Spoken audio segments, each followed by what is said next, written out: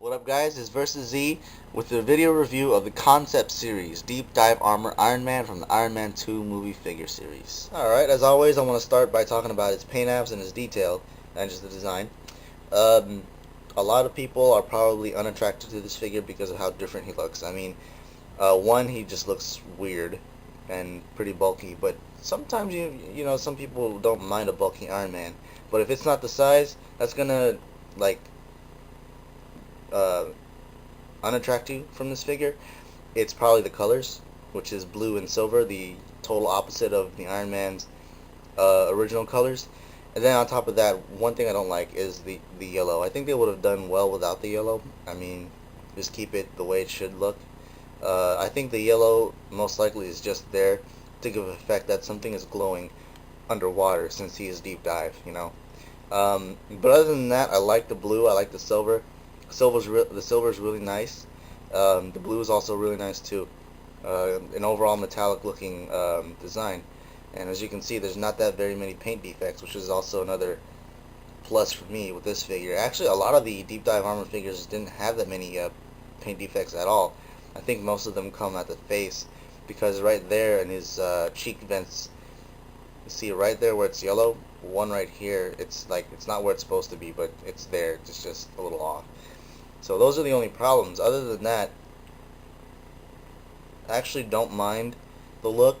I don't mind the bulky Iron Man. I just don't like the yellow. He only comes with one accessory, but it's unfortunately one of these kinds.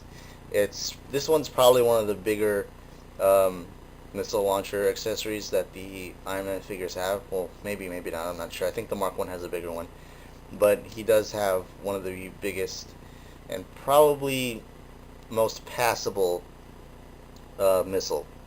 I would definitely, if I could get more of these kinds rather than those silver missile-looking ones that the other Iron Man figures and War Machine figures have, I'd take this anytime, because that way it looks more like a beam at least.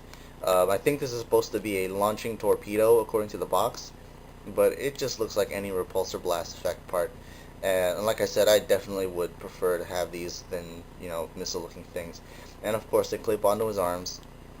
And then you got the stand, and then the 3 armor cards. The thing about him, though, is um, even though he's big, he probably has a good, you know, stance on the ground. But his feet, I think I think it's just mine, but his feet are a little loose. So sometimes I find that he leans forward a bit.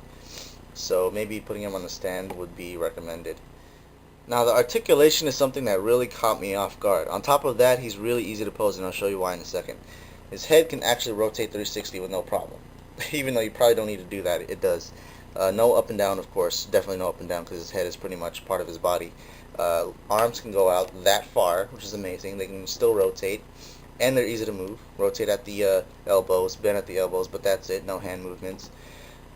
Full 360 rotation at the body, and you can do that easily too. Now the legs, which is a problem with the other figures, is not so much of a problem here for some reason. You can easily move them around, no problem. Rotate, do the little trick with the hips and the thighs and everything, double jointed knee bend, which is still nice, and then the feet go up and down. That's about it. Not too much in articulation, but just the fact that it's really easy to pose is a plus. Alright, so if you're thinking about getting this figure or not, let me tell you this. It will catch you off guard. If you decide to pick him up, it will catch you off guard. His articulation is decent, but he's quite easy to pose. Now the other problem is, because of his bulkiness, you're kind of limited to how many poses you can pull off. Like, even I still have trouble trying to figure out what pose looks good on him. The stand and the cards are always something nice to have. At this point I've got quite a few figures, so the cards are starting to have their play value. Other than that, for the figure itself, it looks nice. It might draw some away.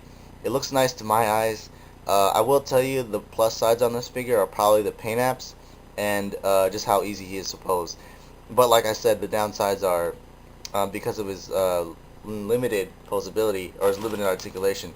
Some of the poses you can pull off are kind of hard. Now another thing I want to point out is when you bend the knees, you get this funky look, and that might not look good to some people because it's bulky, skinny, and then back to bulky again. So that's also something to look out for. But other than that, I really have no problems with the figure itself.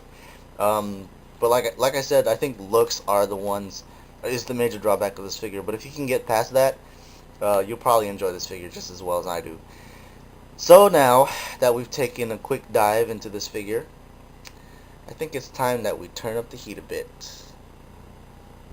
Catch you guys later.